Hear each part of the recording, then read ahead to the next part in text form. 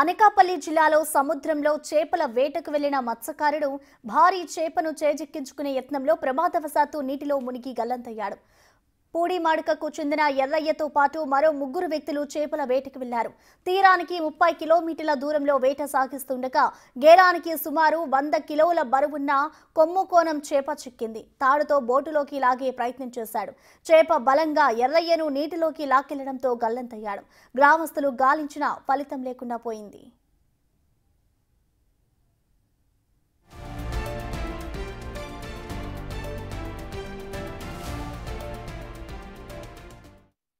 పూడిమడక ఉమ్మడి జగన్ నా పేరు. నిన్న మా ఊరు నుండి నిన్న రాత్రి 2 గంటలకి సముద్రంలో వేటకెళ్ళడం జరిగింది. ఆ వేటకెళ్ళిన తరుణంలో ఒక చేప కొమ్ముకోనము 200 కేజీల చేప సుమారుగా ఆ మత్స్యకారుడికి చిక్కడం జరిగింది. ఆ చేప పైకి లాగే తరుణంలో వేరే గేలం వేసి లాగే తరుణంలో చేప మా మత్స్యకారుడికి చేతికి ఉన్న గేలాన్ని తాడుతో సైతం మా మత్స్యకారుని లోనకి లాగి మత్స్యకారుడు గల్లంతయ్యాడు. గల్లంతయిన విషయం నిన్న మధ్యాహ్నం మాకు 2 గంటలు తెలిసిన వెంటనే మేము ఫిషరీస్ FDO గారు చెప్పాము. చెప్పినా సరే అధికారులు ఎవరూ స్పందించలేదు. అధికారులు స్పందించి ఉంటే ఈ పాటికల్లా బాడీ దొరికేదనేసి మా మత్స్యకారులు అనుకుంటున్నారు. సముద్రంలో వేటకు వెళ్లే మత్స్యకారులకు కొమ్ముకోణం చేపతో ప్రమాదం పొంచి ఉంటుందని మత్స్యకారులు అంటున్నారు. 80 కేజీల నుంచి 250 కేజీల బరువు ఉండే కొమ్ముకోణం చేప చాలా వేగంగా ఈదుతుందని అంటున్నారు.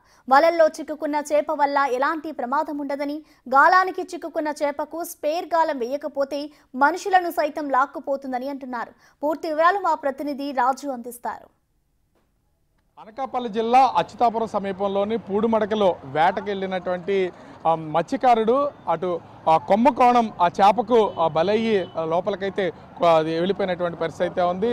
వేటాడుతున్నటువంటి సమయంలో తాడు చిక్కుకోవడంతో దాంతోపాటు మత్స్యకారుడు మొత్తం అంతా సముద్రంలోకి వెళ్ళి గల్లంతయ్యారు. అసలు ఇప్పటి వరకు అతను ఆచూకీ తెలియలేదు. కుటుంబ సభ్యులు కూడా తీవ్ర ఆందోళనలో ఉన్నటువంటి పరిస్థితి ఉంది. అసలు కొమ్ముకోణం చేప లక్షణాలు ఎలా ఉంటాయి, అవి అది ప్రమాదకారిగా ఉంటుందా ఏంటి అనేది ఇక్కడ విశాఖకు సంబంధించినటువంటి మత్స్యకారులు ఉన్నారు. అసలు ఈ కొమ్ముకోణం అంటే చేప అంటే అది ఎట్లా ఉంటుంది, దాని లక్షణం ఎట్లా ఉంటుంది? నా పేరు వీర్రాజు, మాది జాలార్పేట. మేము జాలార్వాడిని ఒక మత్స్యకారుడిని.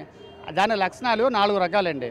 4 అయితే 1 తెల్ల కొమ్ముడు కొమ్మ, 2 నల్ల కొమ్ము కొనవ, 1 కమ్మల దడి, 1 మామూలు కొనవ. అయితే దీనికి గుచ్చుకుని అంటే ఆటోమేటిక్ కొన్ని కొమ్ము కొనవలు నెమ్మదిగా వస్తాయి. కొన్ని కొమ్ము కొనవలు ఏంటంటే పైకి ఎగురుతూ ఉంటాయి.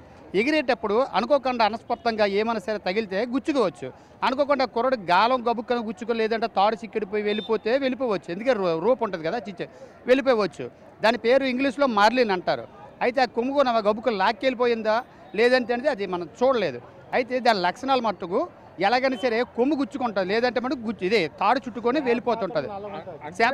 సహజంగా వేటాడేటప్పుడు కానీ లేదా గేలాలు వేసినప్పుడు కానీ గేలాలకి చిక్కుకుని దగ్గరికి వచ్చిన తర్వాత ఒకవేళ చుట్టేసే అవకాశం ఉంటుందా? దగ్గరికి వచ్చేటప్పుడు స్పేర్ గేలం వెయ్యాలి. అయితే ఒకవేళ వెయ్యిన ఏళ్ళ ఆటోమేటిక్గా అది ఎగిరే పద్ధతి ఉంటుంది. ఆ ఓన్లీ ఆ చేపకి ఎగురుతుంది పైకి. దాన్ని బట్టి ఏంటంటే కొమ్ముకోవడం లక్షణాలు అది నాకు తెలిసి. ఎందుకంటే నేను ఒక జాలార్వాడిగా చెప్తున్నా, ఒక వేటగాడిగా. అంటే దీంట్లో రంగులు ఇట్లాంటివి ఏమైనా ఉంటుందా? కనిపించేది ఒకవేళ కనపడడం కానీ గేలానికి పడింది లాగి బయటకు వస్తున్నటువంటి సమయంలో ఒక్కసారిగా అది దాడి చేసి ఎదురు తిరిగేది ఏమైనా ఉంటుందా? చేసింది దగ్గరికి వచ్చింది సార్. అది నేను ఏంటంటే మత్స్య పారిశ్రామిక సక్సెస్ ఉంది జనరల్ సెక్రటరీని, మాజీ జనరల్ సెక్రటరీని మాట్లాడుతాను, K. జగదీష్ నా పేరు. అయితే అది కొమ్ముకొన లాగి దగ్గరికి వచ్చింది, తన బోర్డు దగ్గరికి వచ్చింది. రావడంతో పాటు ఫేర్ ఊకులు ఉంటాయి. ఫేర్ ఊకులు అంటే పెద్ద ఊకులు ఉంటాయి, అంతే ఊకులు. ఆ ఊకేసినట్టునే ఆ ఊకేసి లాగ్గానే అది మరి దాని స్పీడ్ ఆపలేమండి. ఎంత అండి, 50,000 60,000 వస్తుందండి. అది చాలా పెద్దవి ఎక్కడికెక్కడికి ఉంటాయండి. ఇంత వలము, ఇంత ఇటును అంత పెద్ద చేపలు ఏంటంటే అది వచ్చినట్టు ఊకేయగానే అది లాగేసింది మొత్తం. దాని స్పీడ్ ఎక్కువైపోయింది. లాగడంతోనే మన తాడు ఉంటుంది కదా, మన ఊకుతో తాడు, ఆ తాడు కాలు చుట్టుకుపోయి ఏంటంటే నీటిలో పోయాడు. దాని స్పీడ్కి తట్టుకోలేకపోయాడు. అంటే అసలు అది ఎంత బరువు ఉంటుంది ఇంచుమించు ఒక్కొక్క చేప వెయిట్? పెద్దదైతే ఎంత ఉంటుంది? 80 ఉండొచ్చు, 100 ఉండొచ్చు, 250 వరకు కూడా పెరగవచ్చు. చాలా పెద్ద సైజు ఉంటుంది. అయితే ఇక చూస్తే నాకన్నా నైట్ కూడా ఉంటుంది. అది మినిమము నాకు తెలిసి 8 ఇంచి అదే 8 అడుగులు 10 అడుగుల వరకు కూడా తిరుగుతుంది ఆ చేప. అది డేంజరస్ ఫిష్ అది. కాకపోతే ఏంటంటే దాన్ని పట్టడం చాలా జాగ్రత్తగా పట్టాలి. దగ్గరికి వచ్చి వీటిని వలతో పట్టరా మామూలు గేలాల మీదనా? పడతారు వలతో. అంటే దానికి గిల్లెట్ అంటారు, దాన్ని ఉన్నాడు దానికి గిల్లెట్ అంటారు. ఆ గిల్లెట్ వేసేటప్పుడు మెత్తన వల వేసేటప్పుడు ఆటోమేటిక్ దానికి చుట్టుకుంటుంది. దానికి చుట్టుకుంటే దాన్ని ఏం చేయలేరు, ఇంకా అది చచ్చేటట్టు అయితే మనకి మనిషికి ఊరేసేటట్టే చనిపెట్టేట అది వచ్చేస్తుంది.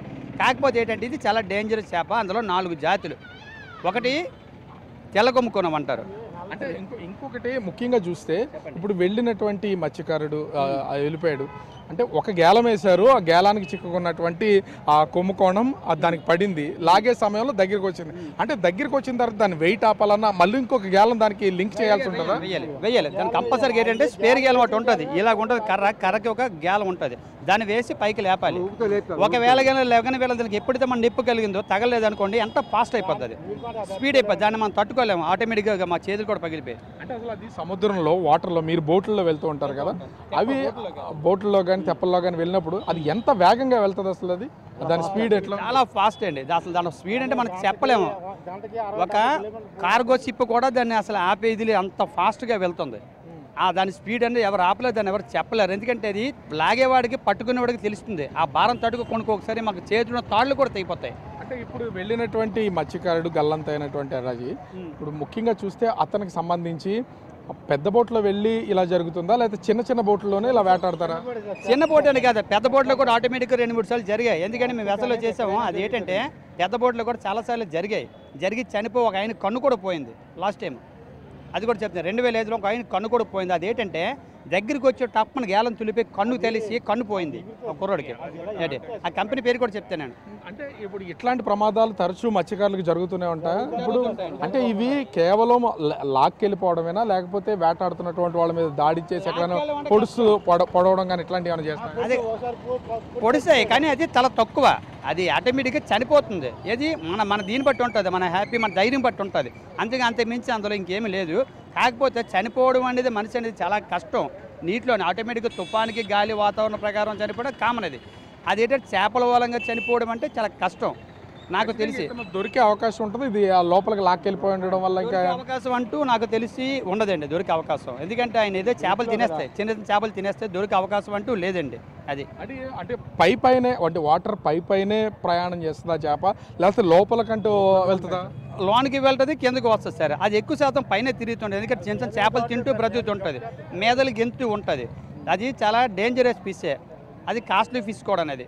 అది ఎక్కువ తైవాన్ థాయిలాండ్ వాళ్ళు ఎక్కువ దాన్ని వాడుతూ ఉంటారు. ఎక్స్పోర్ట్ ఫిష్, అది ఎక్స్పోర్ట్ ఫిష్. దాని పేరు మార్లిన్ అంటారు. అదే చాలా ఎక్స్పోర్ట్ ఫిష్, చాలా కాస్ట్ కూడా. మన దగ్గర సేల్ చీప్గా తీసుకుంటారు. తినడానికైనా లేకపోతే ఏమన్నా మెడిసిన్లో అట్లాంటి వాటిలో యూజ్ చేయడానికి సంబంధించి తినడానికి చైనా ఎక్కువ ఎక్స్పోర్ట్ అవుతుంది. చైనా థాయిలాండ్ తైవాన్ ఎక్కువ ఎక్స్పోర్ట్ అవుతుంది. హోమన్ ఒకటి ఎక్స్పోర్ట్ అవుతుంది. అది ఓన్లీ తింటామని కాదు, మెడిసిన్ వాడతారో మనకు తెలియదు, కానీ తింటాను మేము కూడా తింటాం ఆ చేప. అది చాలా టేస్ట్గా ఉంటుంది ఆ చేప కూడా. అంటే ఇక్కడ మత్స్యకారులు చెప్తున్న వివరాల ప్రకారం చూసినా కూడా కొమ్ముకోణం అనేది చాలా డేంజరస్ ఫిష్. ఇంచుమించుగా 80 కేజీల నుంచి 100, 200, 250 కేజీల వరకు కూడా అది సైజు పెరుగుతుంది.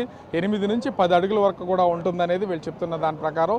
ఒకవేళ గేలాలేసి దాన్ని పట్టినటువంటి సమయంలో చాలా ఈజీగా లాక్కెళ్ళిపోతుంది. ఒకవేళ దాన్ని బయటికి లాగే సమయంలో స్పేర్ గేలం వేయకపోయినా, లేదా తాడు చేతులకు కానీ కాళ్ళకు కానీ చుట్టుకున్నా కూడా ఖచ్చితంగా సముద్రం లోపలికైతే తీసుకెళ్ళిపోతుంది. ఇట్లాంటి ఎవరైనా చిక్కుకుంటే వాళ్ళు దొరకడం కూడా కష్టం అనేది సీనియర్ మత్స్యకారులు అయితే చెప్తున్నటువంటి పరిస్థితి కనిపిస్తుంది. ఓవరాల్గా చూస్తే ఎర్రయ్య ఇప్పుడు ఆ సముద్రంలో వేటాడడానికి వెళ్ళి ప్రస్తుతానికైతే అతను తీవ్రమైనటువంటి ఆ కుటుంబానికి విషాదాన్ని అయితే మిగిల్చినటువంటి పరిస్థితి ఉంది. ఇప్పటికే మెరైన్ సంబంధించినటువంటి వాళ్ళు, కోస్ట్ గార్డ్ సంబంధించినటువంటి వాళ్ళు అతని గురించి వెతుకుతున్నటువంటి పరిస్థితి కనిపిస్తుంది. దొరకడం కూడా కష్టమని స్థానికంగా ఉన్నటువంటి మత్స్యకారులు చెప్తున్నటువంటి పరిస్థితి కనిపిస్తుంది.